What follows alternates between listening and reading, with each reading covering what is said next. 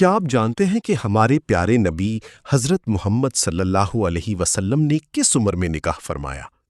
اور آپ صلی اللہ علیہ وسلم کا پہلا نکاح کس مبارک ہستی کے ساتھ ہوا؟ نبی کریم صلی اللہ علیہ وسلم کا پہلا نکاح حضرت خدیجہ رضی اللہ عنہا سے ہوا۔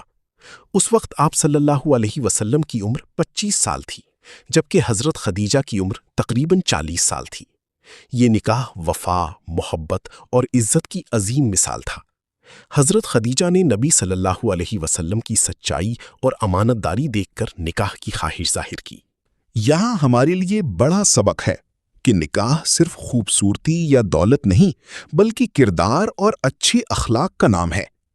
نبی کریم صلی اللہ علیہ وسلم نے حضرت خدیجہ رضی اللہ تعالی عنہا کے ساتھ وفاداری کی عظیم مثال قائم کی۔